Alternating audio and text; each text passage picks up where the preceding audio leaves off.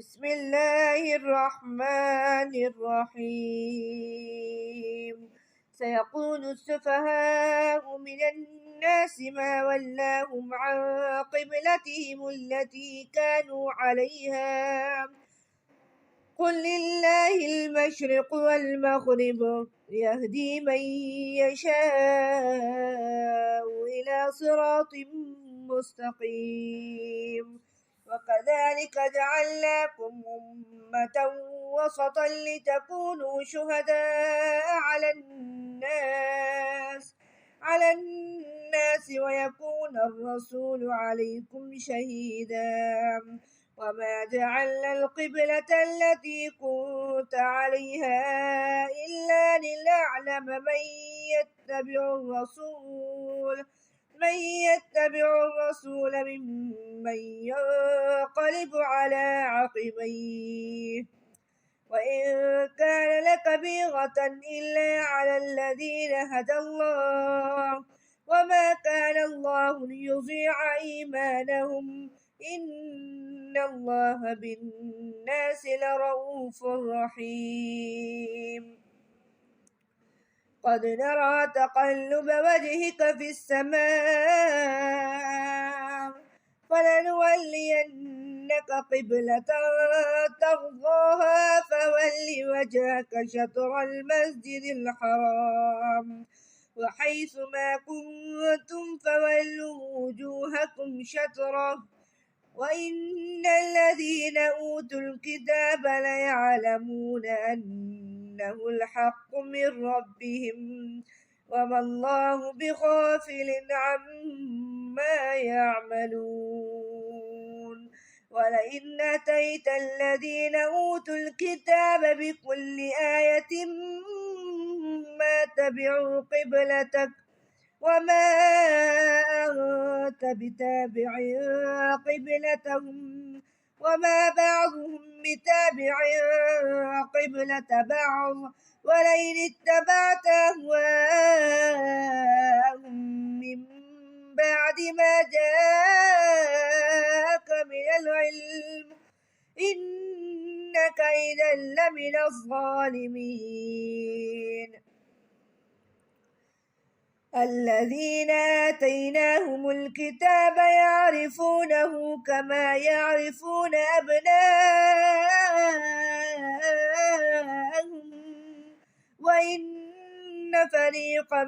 منهم ليكتمون الحق وهم يعلمون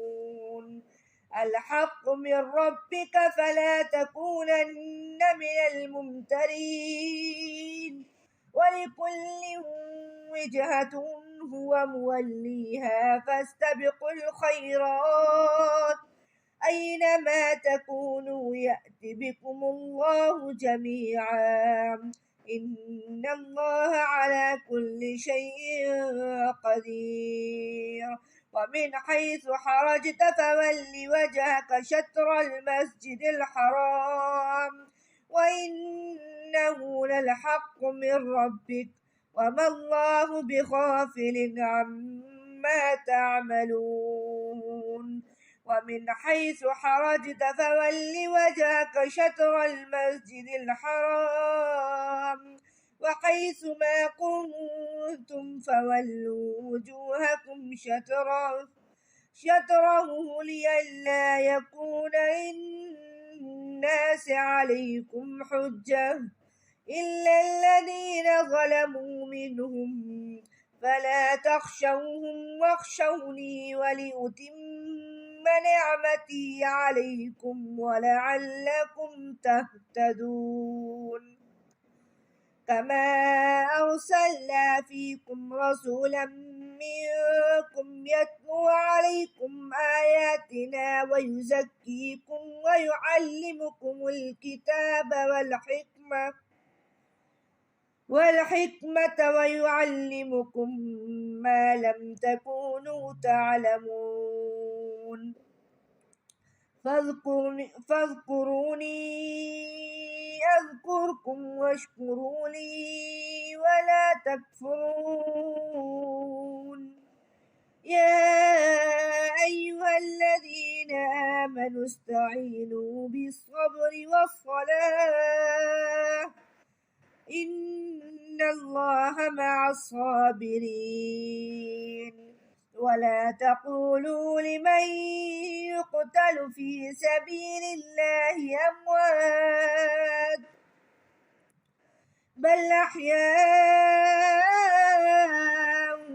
ولكن لا تشعرون ولنبلونكم بشيء من الخوف والجوع ونقص من أموال والأنفس والثمرات وبشر الذين إذا أصابتهم مصيبة قالوا إنا لله وإنا إليه راجعون أولئك عليهم صلوات من ربهم ورحمة وأولئك هم المهتدون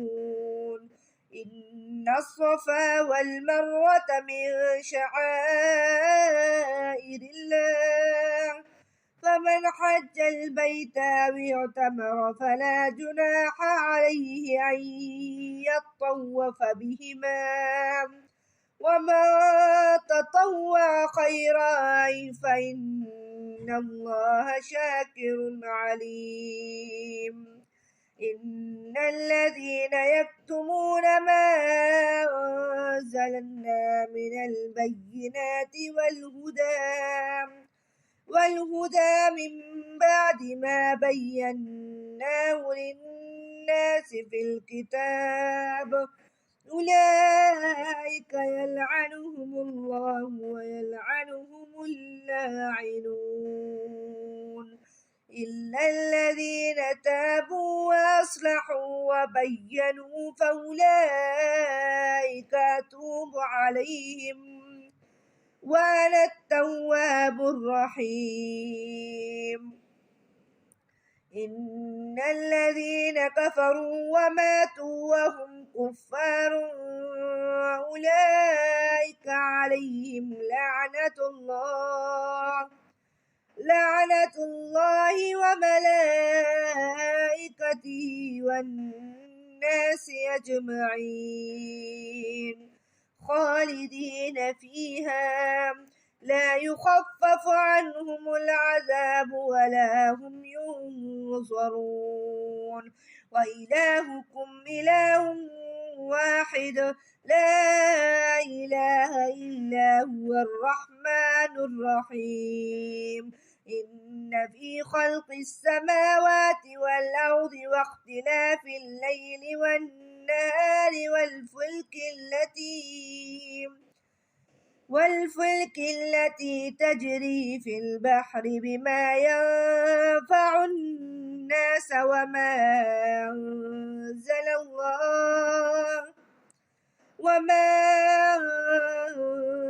الله من السماء من ماء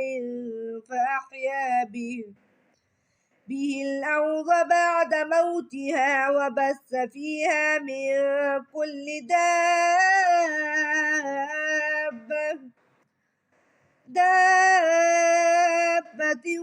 وتصريف الرياح والسحاب المسخر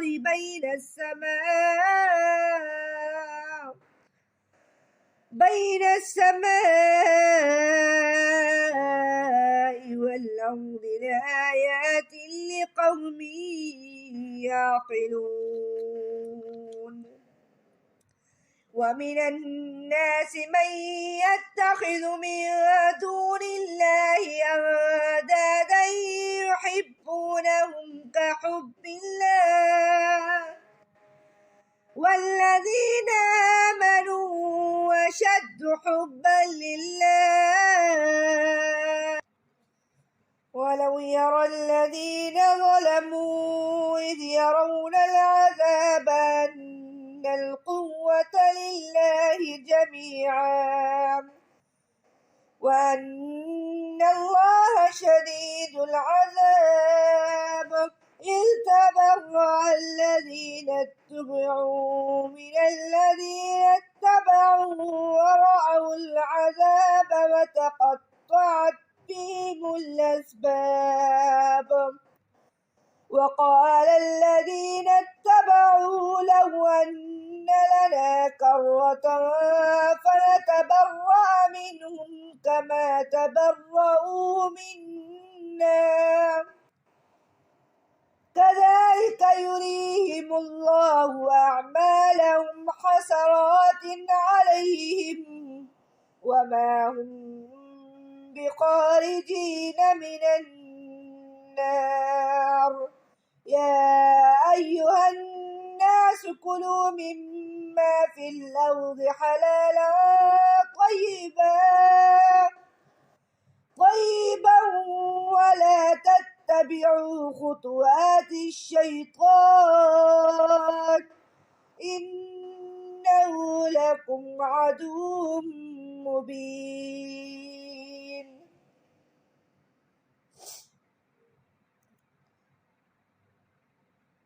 إنما يأمركم بالسوء والفحشاء وأن تقولوا على الله ما لا تعلمون وإذا قيل لهم اتبعوا ما أنزل الله قالوا بل نتبع ما ألفينا عليه آباءنا أولو كان آباءهم لا يعقلون شيئا ولا يهتدون ومثل الذين كفروا كمثل الذي ينعق بما لا يسمع إلا دعاء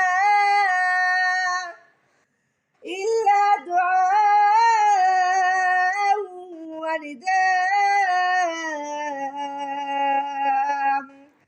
صم بكم عمي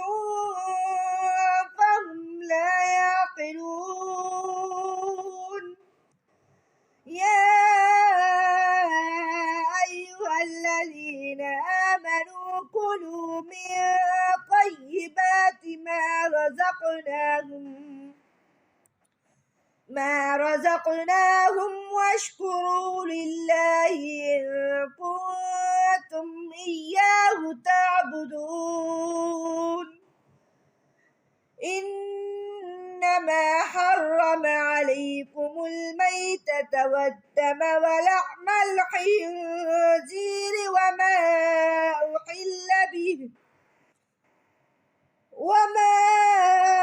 أحل به لغير الله فمن اضطر غير باغ ولا عاد فلا إثم عليه إن الله غفور رحيم إن الذين يكتمون ما أنزل الله من الكتاب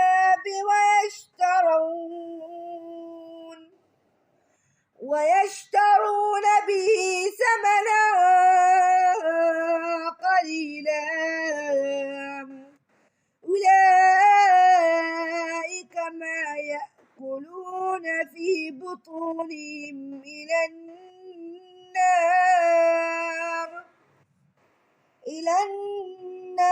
ولا يكلمهم الله يوم القيامة ولا يزكيهم ولهم العذاب الأليم أولئك الذين اشتروا الضلالة بالهدى والعذاب بالمغفرة فما أصبرهم على النار ذلك بأن الله نزل الكتاب بالحق وإن الذين اختلفوا في الكتاب لفي شقاق بعيد ليس البر أن تولوا وجوهكم قبل المشرق والمغرب ولكن البر من آمن بالله واليوم الآخر وملائكته والكتاب والنبيين وآتى المال على حبه ذوي القربى واليتامى والمساكين وابن السبيل والسائلين وفي الرقاب وأقام الصلاة وآتى الزكاة والموفون بعهدهم إذا عاهدوا والصابرين في البأساء والضراء وحين البأس أولئك الذين صدقوا وأولئك هم المتقون يا أيها الذين آمنوا كتب عليكم القصاص في القتلى الحر بالحر والعبد بالعبد والأنثى بالأنثى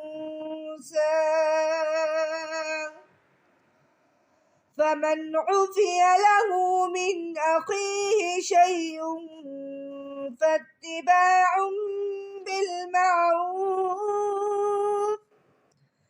بالمعروف وأداء إليه بإحسان ذلك تخفيف من ربكم ورحمة فمن اعتدى بعد ذلك فله عذاب أليم ولكم في القصاص حياة يا أولي الألباب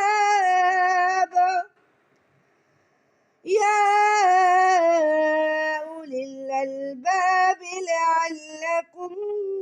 تتقون كتب عليكم إذا حضر أحدكم الموت إن ترك خيرا الوصية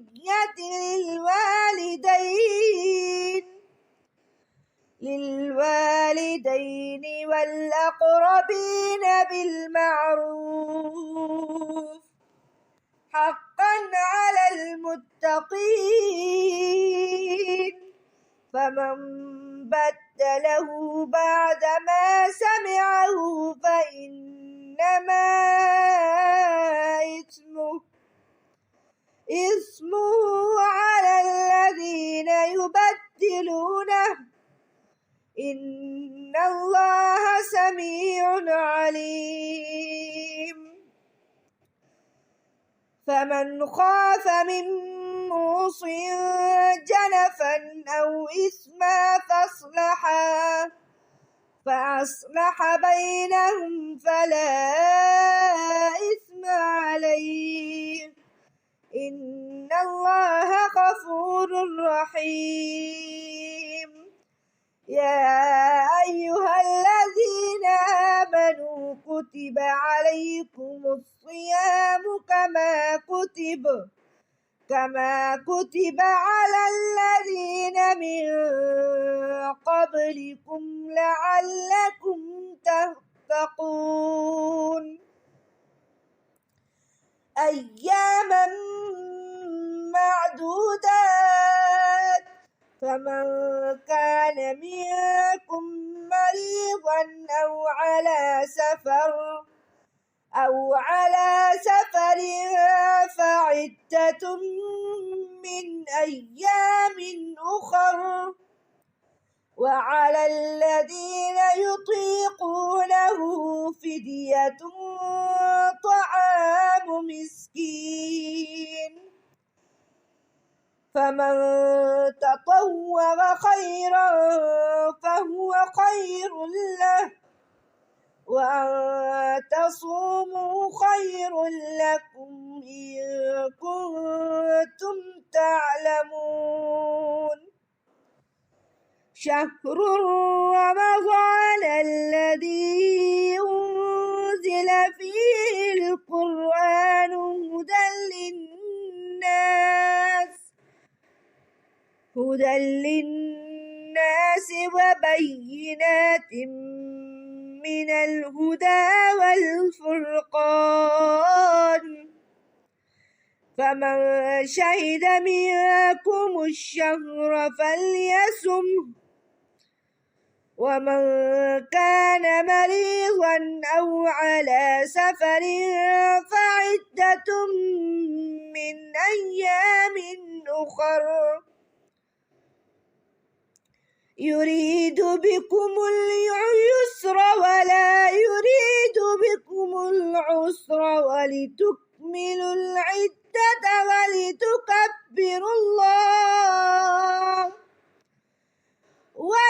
ولتكبروا الله على ما هداكم ولعلكم تشكرون وإذا سألك عبادي عني فإني قريب أجيب دعوة الداع إذا دعاني فليستجيبوا لي وليؤمنوا بي لعلهم يرشدون أحل لكم ليلة الصيام الرفث إلى نسائكم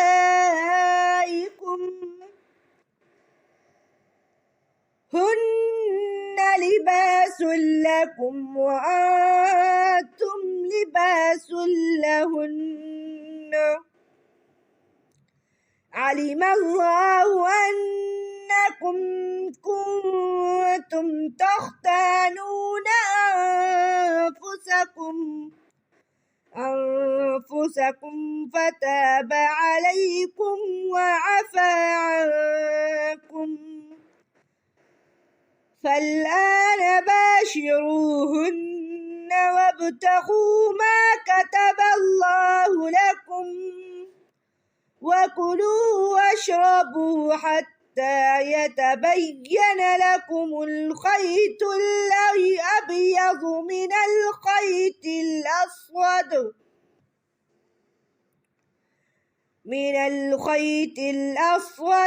الفجر ثم أتموا الصيام إلى الليل فلا تباشروهن وأنتم عاكفون في المساجد تلك حدود الله فلا تقربوها كذلك يبين الله آياته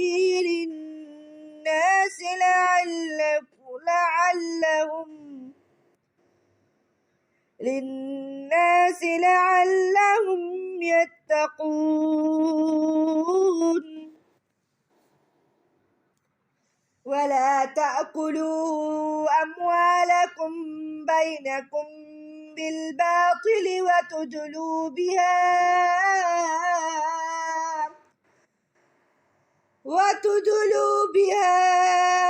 إلى الحكام لتأكلوا تأكلوا فريقا من أموال الناس بالإثم وأنتم تعلمون يسألونك عن الأهلة قل هي مواقيت للناس والحج وليس البر بأن تأتوا البيوت من ظهورها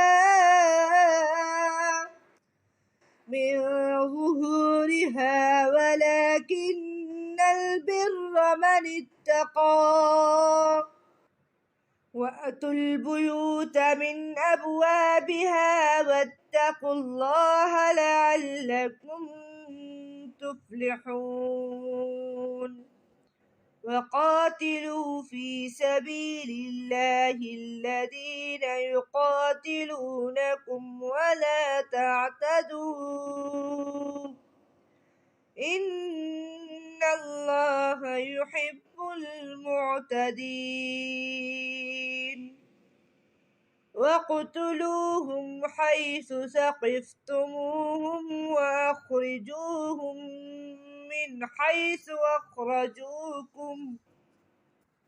من حيث أخرجوكم والفتنة أشد من القتل ولا تقاتلوهم عند المسجد الحرام حتى يقاتلوكم فيه فإن قاتلوكم فاقتلوهم كذلك جزاء الكافرين فإن انتهوا فإن الله غفور رحيم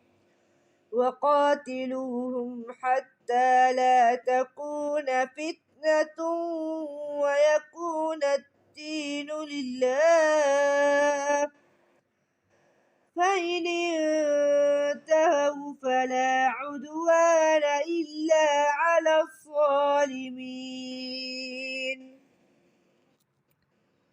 الشهر الحرام بالشهر الحرام والحرمات قصاص فمن اعتدى عليكم فاعتدوا عليه بمثل ما اعتدى عليكم واتقوا الله واعلموا أن الله مع المتقين وأنفقوا في سبيل الله ولا تلقوا بأيديكم إلى التهلكة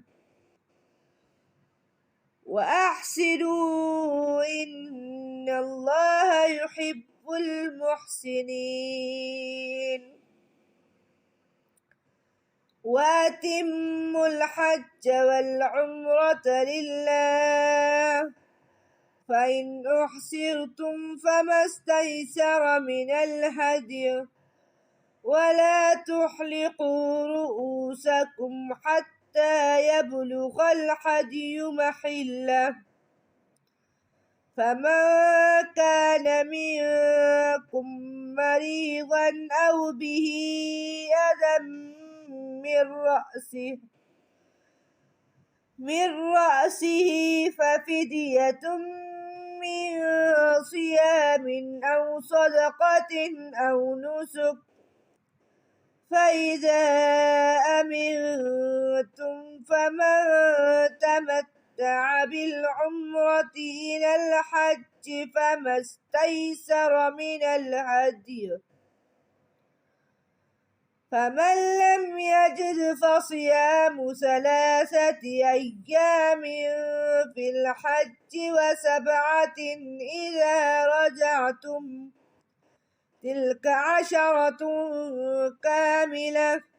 ذلك لمن لم يكن أهله حاضر المسجد الحرام واتقوا الله واعلموا أن الله شديد العقاب الحج أشهر معلومات فمن فرض فيهن الحج فلا رفث ولا فسوق ولا جدال في الحج وما تفعلوا من خير يعلمه الله وتزودوا فإن خير الزاد التقوى واتقون يا أولي الألباب ليس عليكم جناح أن تبتغوا فضلا من ربكم فإذا أفضتم من عرفات فاذكروا الله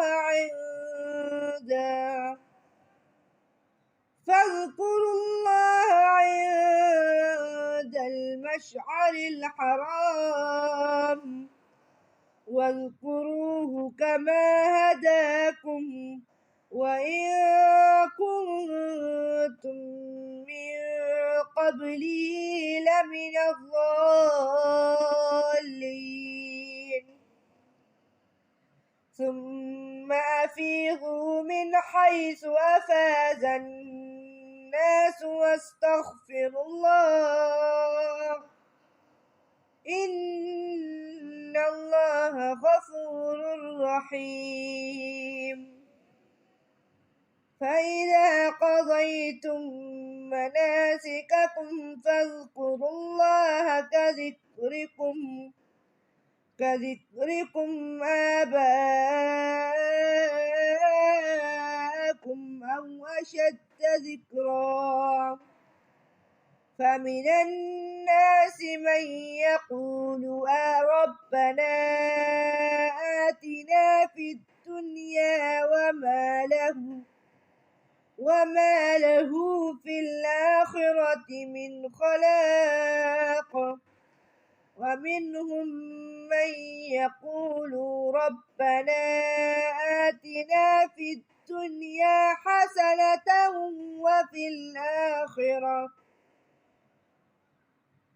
وفي الآخرة حسنة وقنا عذاب النار أولئك لهم نصيب مما كسبوا والله سريع الحساب واذكروا الله في أيام معدودات فمن تعجل في يومين فلا إثم عليه ومن تأخر فلا إثم عليه لمن اتقى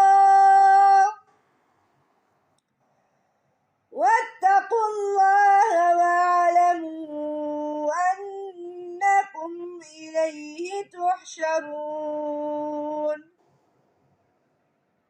ومن الناس من يعجبك قوله في الحياة الدنيا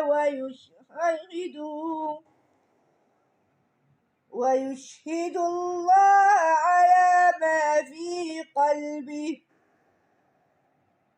وهو ألد الخصام وإذا تولى سعى في الأرض ليفسد فيها ويهلك الحرث والنسل والله لا يحب الفساد وإذا قيل له اتق الله أخذته العزة بالإثم فحسبه جهنم ولبئس المهاد ومن الناس من يشري نفسه ابتغاء مرضات الله والله رؤوف بالعباد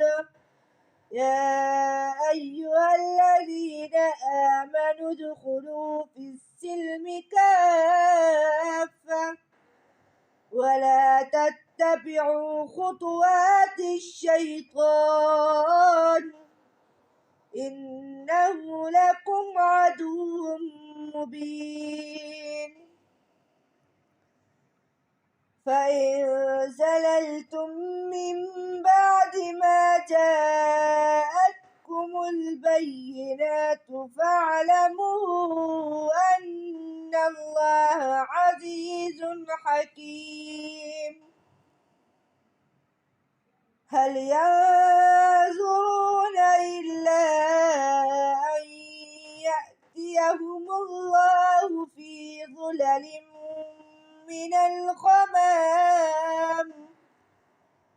من الغمام والملائكة وقضي الأمر وإلى الله ترجع الأمور سل بني إسرائيل كم آتيناهم من آية بينة ومن يبدل نعمة الله من بعد ما جاءته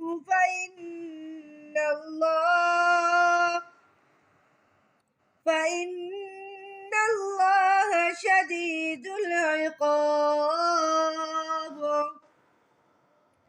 زين للذين كفروا الحياة الدنيا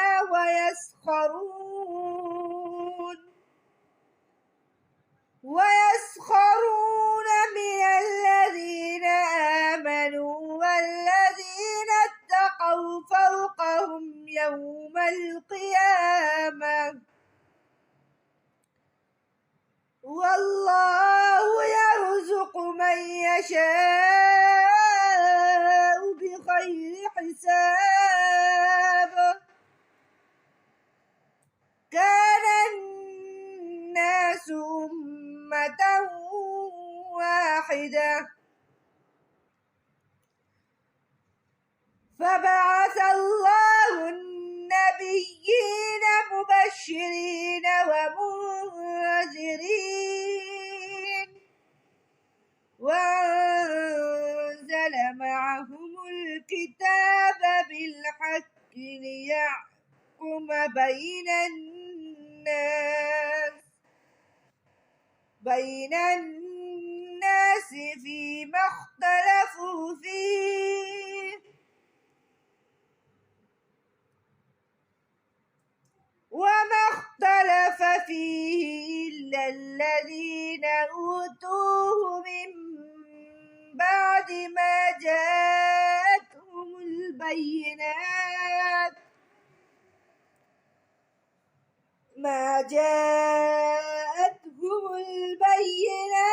بغيا بينهم فهدى الله الذين آمنوا لما اختلفوا فيه من الحق بإذنه والله يهدي من يشاء إلى صراط مستقيم أم حسبتم أن تدخلوا الجنة ولما يأتكم مثل الذين خلوا من قبلكم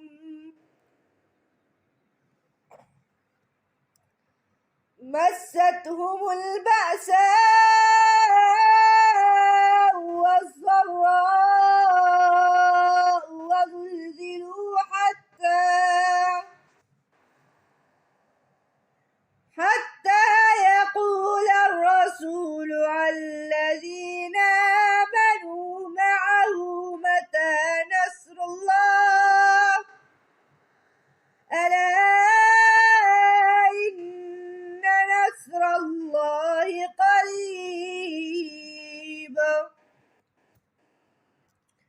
يسألونك ماذا ينفقون قل ما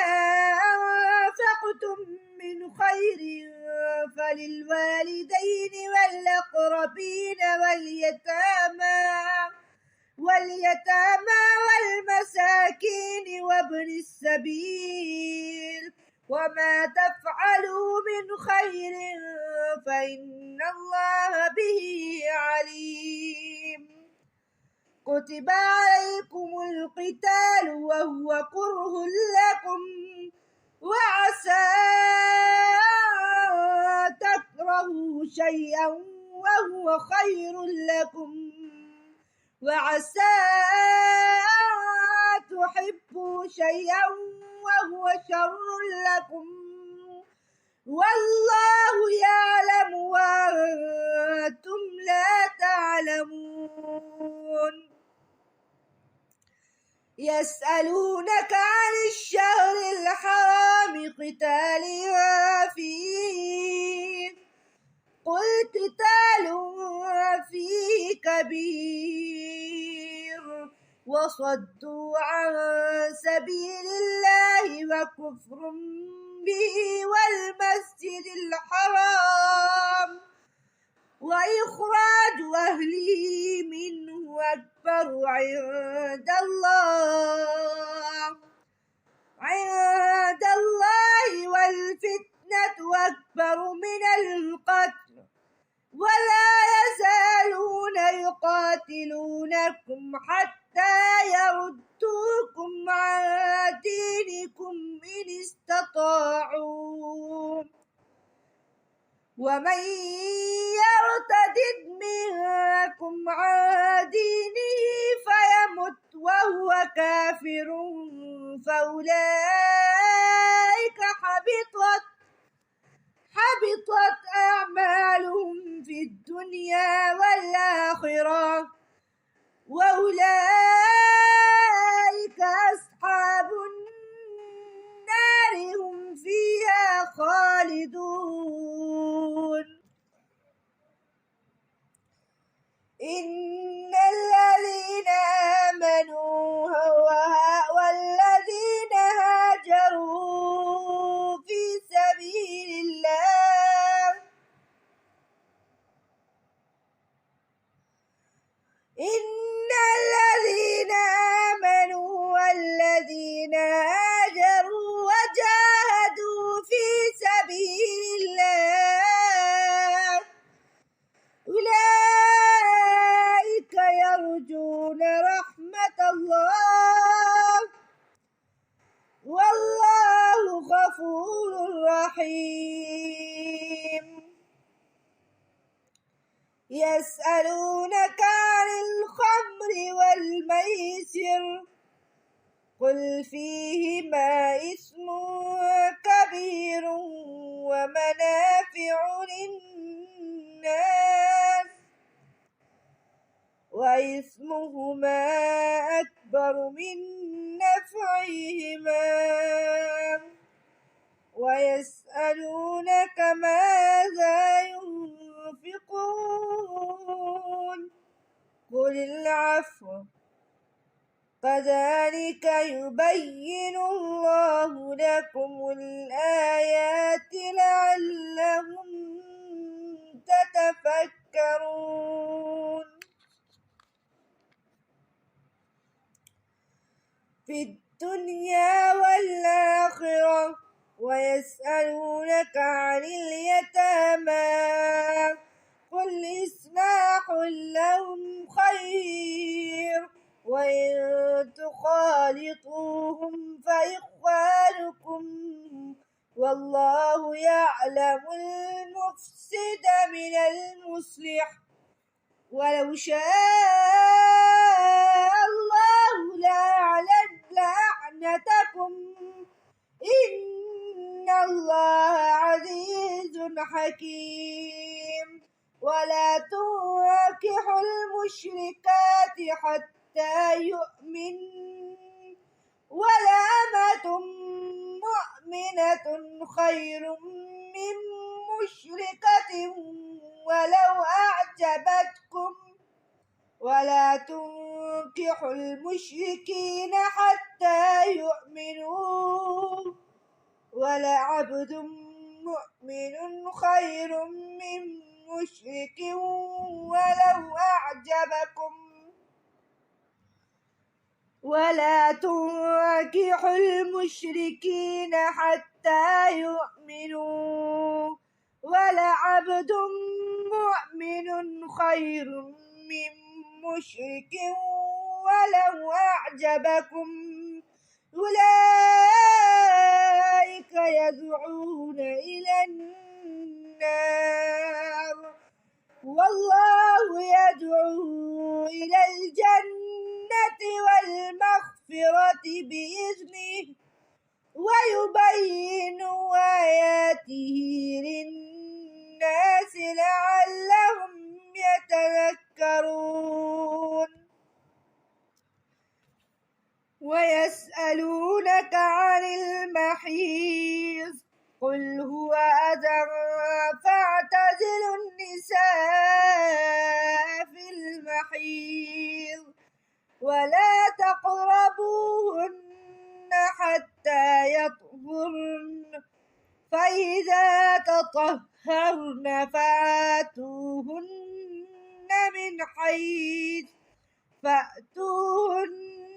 من حيث أمركم الله إن الله يحب التوابين ويحب المتطهرين نساؤكم حرث لكم فأتوهم حرثكم أنى شئتم وقدموا لأنفسكم واتقوا الله واعلموا أنكم ملاقوه وبشر المؤمنين ولا تجعلوا الله عرضة لأيمانكم أن تبروا وتتقوا وتصلحوا بين الناس والله سميع عليم لا يؤاخذكم الله باللغو في أيمانكم ولكن يؤاخذكم بما كسبت قلوبكم والله غفور رحيم للذين يؤلون من نسائهم تربص 4 أشهر فإن فاءوا فإن الله غفور رحيم وإن قسموا الطلاق فإن الله سميع عليم والمطلقات يتربصن بأنفسهن 3 قروء ولا يحل لهن أن يكتمن ما خلق الله في أرحامهن إن كن يؤمن بالله واليوم الآخر وبخولتهن أحق بردهن في ذلك إن أرادوا إصلاحا ولهن مثل الذي عليهن بالمعروف وللرجال عليهن درجة والله عزيز حكيم الطلاق 2 فإمساك بمعروف أو تسريح بإحسان ولا يحل لكم أن تأخذوا مما آتيتموهن شيئا إلا أن يخافا ألا يقيما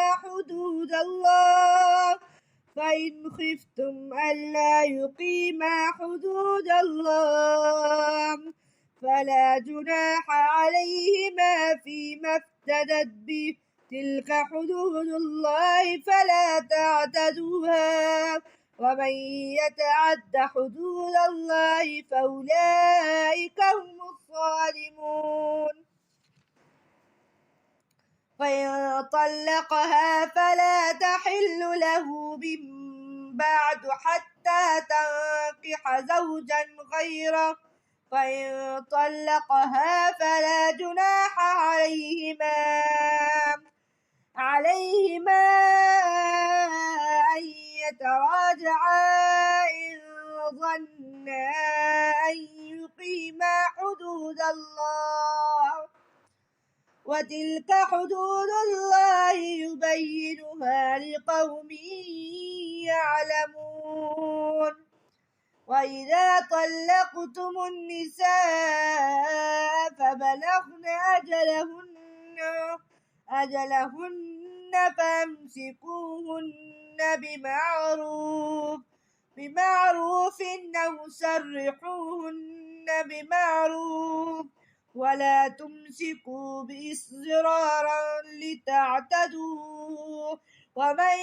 يفعل ذلك فقد ظلم نفسه ولا تتخذوا آيات الله هزوا واذكروا نعمة الله عليكم وما أنزل عليكم من الكتاب والحكمة يعظكم به واتقوا الله واعلموا أن الله بكل شيء عليم وإذا طلقتم النساء فبلغن أجلهن فلا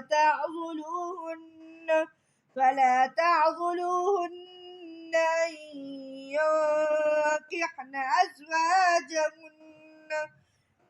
أزواجهن إذا تراضوا بينهم بالمعروف ذلك يوعظ به من كان منكم يؤمن بالله واليوم الآخر ذلكم أزكى لكم وأطهر والله يعلم وأنتم لا تعلمون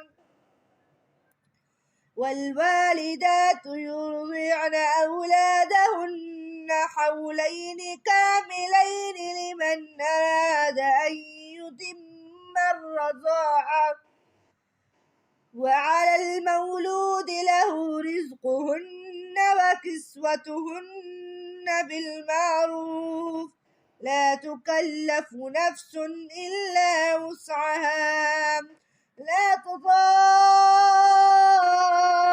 والدة بولدها ولا مولود له بولده وعلى الوارث مثل ذلك فإن أرادا فصالا عن تراض منهما وتشاور فلا جناح عليهما وإن أردتم أن تسترضعوا أولادكم فلا جناح عليكم إذا سلمتم ما آتيتم بالمعروف واتقوا الله واعلموا أن الله بما تعملون بصير والذين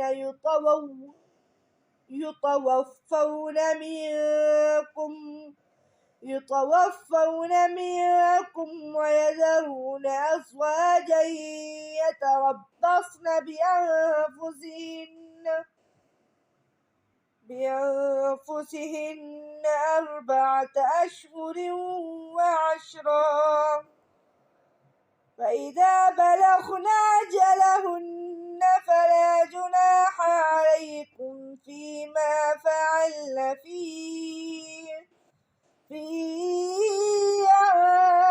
أنفسهن بالمعروف والله بما تعملون خبير. ولا جناح عليكم فيما عرضتم به من خطبة النساء أو أكننتم في أنفسكم علم الله أنكم ستذكرونه الله ولكن لا تواعدوهن سرا إلا أن تقولوا قولا معروفا ولا تعزموا عقدة النكاح حتى يبلغ الكتاب أجله واعلموا أن الله يعلم ما في أنفسكم فاحذروه واعلموا أن الله غفور رحيم.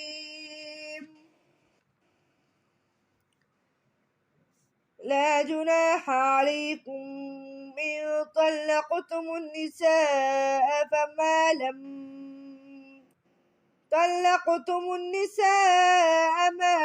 تمسوهن أو تفرضوا لهن فريضة ومتعوهن على الموسع قدره وعلى المقتر قدره متاعا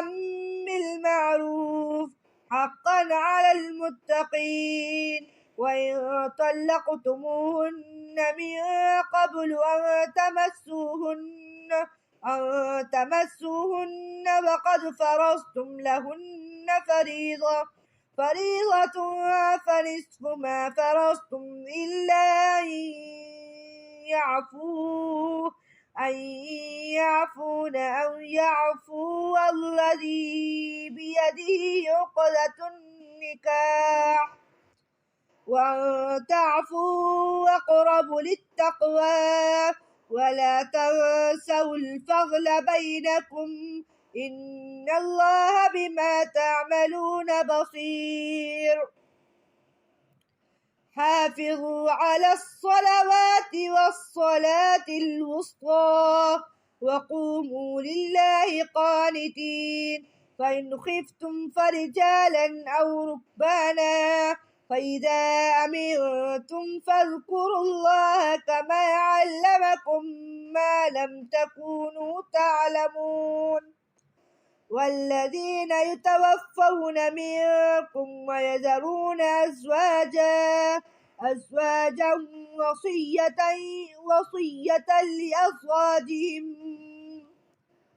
لأزواجهم متاعا إلى الحول غير إخراج فإن خرجن فلا جناح عليكم فيما فعلن في أنفسهن من معروف والله عزيز حكيم.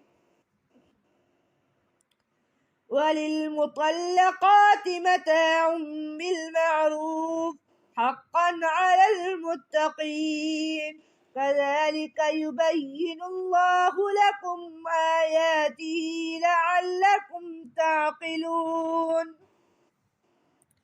ألم تر إلى الذين خرجوا من ديارهم وهم ألوف حذر الموت فقال لهم الله موتوا ثم أحياكم إن الله لذو فضل على الناس ولكن أكثر الناس لا يشكرون. وقاتلوا في سبيل الله واعلموا أن الله سميع عليم. من ذا الذي يقرض الله قرضا حسنا فيضاعفه له أضعافا كثيرة والذين يقبضون ويبسطون وإليه ترجعون. ألم تر إلى الملأ من بني إسرائيل من بعد موسى إذ قالوا لنبي لهم ابعث لنا ملكا نقاتل في سبيل الله. قال هل عسيتم إن كتب عليكم القتال ألا تقاتلوا؟ قالوا وما لنا ألا نقاتل في سبيل الله وقد أخرجنا من ديارنا وأبنائنا. فلما كتب عليكم القتال تولوا إلا قليلا منهم والله عليم بالظالمين. وقال لهم نبيهم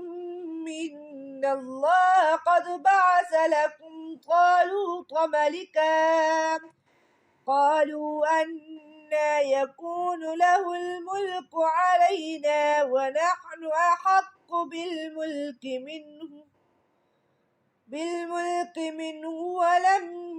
يؤت سعة من المال. قال إن الله اصطفاه عليكم وزاده بسطة في العلم والجسم والله يؤتي ملكه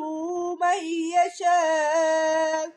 والله سميع عليم. وقال لهم نبيهم إن آية ملكه أن يأتيكم التابوت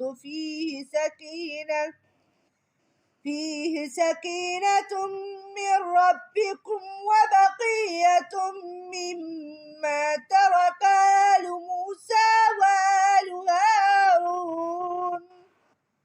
وآل هارون تحمله الملائكة إن في ذلك لآية لكم إن كنتم مؤمنين. فلما فصل طالوت بالجنود قال إن الله مبتليكم بنهر فمن شرب منه فليس مني ومن لم يطعمه فإنه مني إلا من اغترف غرفة بيده فشربوا منه إلا قليلا منهم. فلما جاوزه هو والذين آمنوا معه قالوا لا طاقة لنا اليوم بجالوت وجنوده. قال الذين يظنون أنهم ملاقو الله كم من فئة قليلة غلبت فئة كثيرة بإذن الله والله مع الصابرين. ولما برزوا لجالوت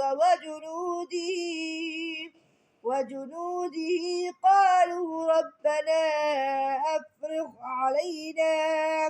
أفرغ علينا صبرا وثبت أقدامنا فانصرنا على القوم الكافرين فهزموهم بإذن الله وقتل داود جالوت وآتاه الله الملك والحكمة وعلمه مما يشاء ولولا دفع الله الناس بعضهم ببعض لفسدت الأرض ولكن الله ذو فضل على العالمين تلك آية الله نتلوها عليك بالحق وإنك لمن المرسلين